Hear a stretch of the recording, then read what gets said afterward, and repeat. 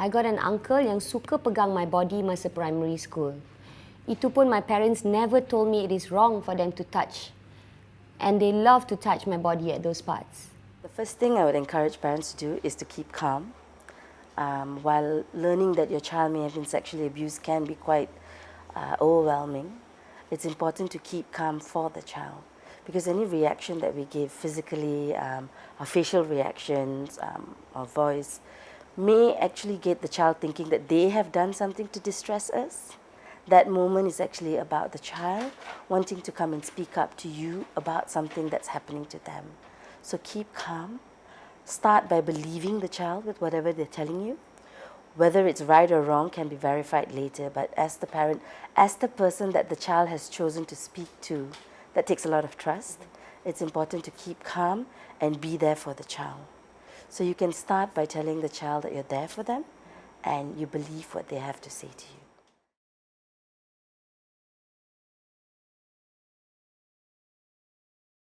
The procedures, yeah. First is you need to lodge a police report. Lodging a police report itself, you have many ways. You can make a telephone call to the police station, and the officers in the police station can receive the call and they can file it as a first information report. When you don't understand, you indirectly continue giving excuse to the predator. All your negative remarks towards the victim puts the predator in the safe side. Let's say the incident happened in Johor. You are in KL. Then only the child confided to you.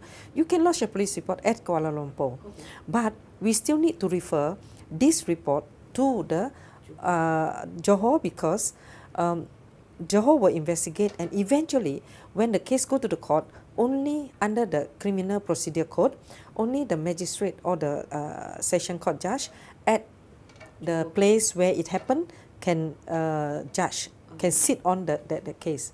Yeah. When we find out that our child may have been sexually abused, we might be in a hurry to get the details. Okay, what happened, where did it happen, who was it?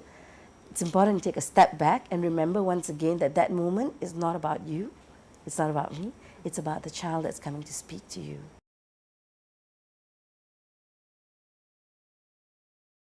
So let's say a police report has been lodged. A police officer on duty on that day will have to see the child.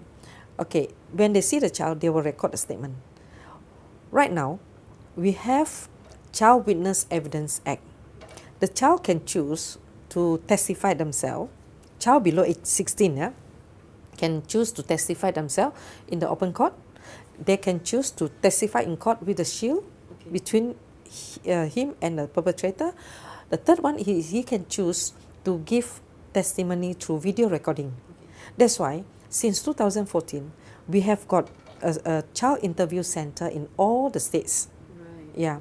So this child interview center, at the child interview center, the child's testimony will be recorded in a video recording. We keep in the CD, and then this CD will tender in court as evidence in chief. Yeah. So when they play, the testimony that recorded during the interview at the CIC, Child Interview Center, will be as evidence in chief. Cross-examination and re-examination to be done through live link for children. Once the child has disclosed, it's also important to reassure the child that what he or she has done is the right thing by speaking up. Because children who disclose, if you go back to the whole grooming process that's involved in an abuse and things like that, we would see that actually very often they would be afraid to speak up for fear of something negative happening to either them or other family members. What more if the perpetrator is someone known to them or someone from the family? So reassure the child that what they have done is the right thing. Whatever happens after that is not their responsibility. That them speaking up has enabled you to be able to either help them and also help the process of stopping the perpetrator, so that they know that it's not their fault. And so I forgot to mention this just now. It's also important to reassure the child that the abuse or whatever that has happened is not their fault in any way at all. You know, sometimes you hear stories of, I work with teenagers and young people as well. Sometimes you hear stories of, oh, if you do this, then you go back home and your parents find out. One of the first questions asked they'll say is, I told you don't do this. I told you don't go and see your friends on Facebook. I told you don't go and meet strangers. while yes, it's perfectly reasonable to say to a child not to do these things, we must also understand that that moment isn't the right moment to tell them, I told you so. Then after recording the statement, we will send the child for medical checkup. Right. Medical support is very important for rape cases because the element of rape is penetration, of the penile into the vagina. And then without the medical supports, this is very crucial. We can't prove a penetration. So therefore, medical examination, although it's very painful, but you need to go through. So once a child has disclosed and you've reassured the child that what they've done is the right thing by speaking up to you to get help, it's also important to keep the child in the loop about what would possibly happen next. So explain to them what the possible next steps are. Sometimes when they disclose, they may tell you, I want to tell you something, but you must promise me not to tell anyone. It's equally important to not make promises that we can't keep. So rather than tell them, no, I can't promise you that, we can tell them, actually, I might need to tell other people in order to be able to get you the help that you need. For example, I might need to tell the doctor so that the doctor can check you and make sure you're okay. I would need to tell the police so that they can actually help stop that person from hurting you again. Wished my mother had been her. Wished my mother would just look me in the eyes with at least a little bit of sympathy, not disbelief. When I was crying my soul out, when I finally had the courage to tell her I was molested for years by my uncle, her little brother, since I was a toddler till I was 12 years old. I am Chelsea Ng, and I say no to child sexual abuse.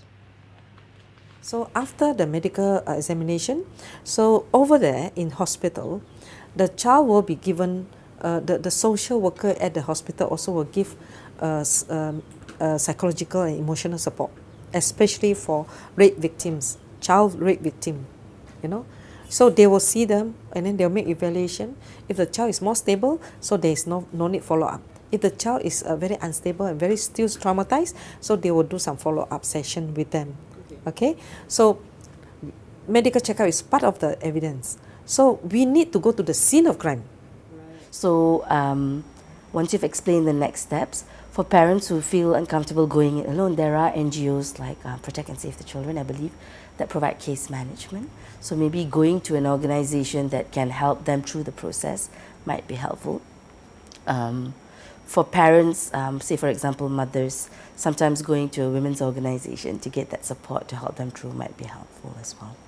Okay. So we need to go to the scene of crime, to collect all those evidence, So the child or the parents' guidance, they say the child is too minor, the parents will assist us to lead us to the scene of crime. At the scene of crime, we have our CSI, Crime Scene Investigation Unit. So we have to scan and comb the area to detect any semens, any blood stains, any pubic hair left, that can support the case. Yeah, so we need to comb the area, and then also we need to seize whatever that is helpful. Let's say a towel, let's say that are having semens stains, and then let's say we will take photograph. Our photographer has to be there to take photograph of the scene of crime. Okay, so from there we'll send these samples to the chemistry departments for analysis. And maybe at the same time, we need to take the perpetrator and also the victim's samples for DNA comparison.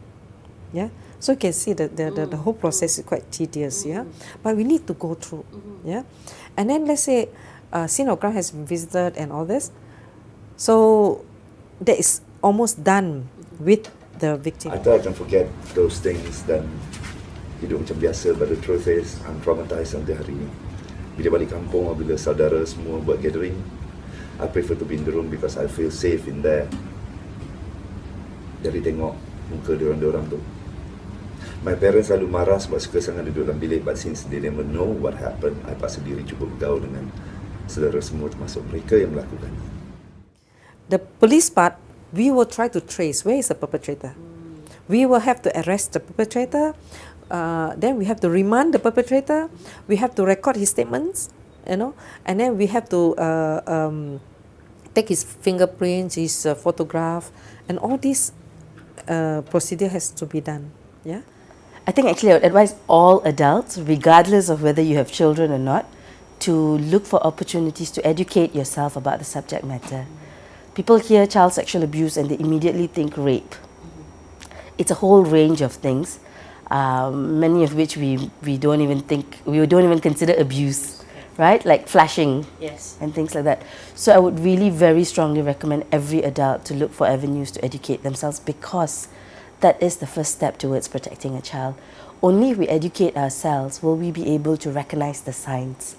If we don't know what child sexual abuse is, we don't know the possible signs, we will, even if we spend 24 hours with the child, we will not be able to help them. We have to wait for medical reports. We have to wait for chemistry department's reports. Then we will tidy up our investigation paper.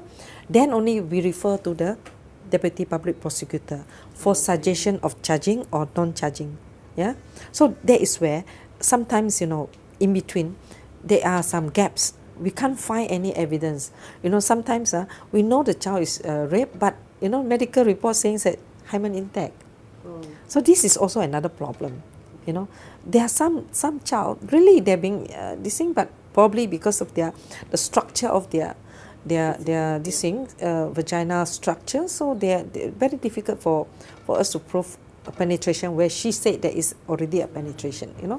So when we set up all this thing, when the DPP decided to charge, so we will help the DPP to subpoena the victims and the witnesses to the court. So the DPP will bring the case to the court now. So it's up to the magistrate to decide. So this is the problem. The victims told some friends who told a warden. The headmaster said he's not going to do anything about it, and neither is the warden. The teachers want to take the girls secretly to a clinic, but I don't think they get just how serious this is. They said if the doctor said there's no penetration, then it's okay. It's okay? It's not okay.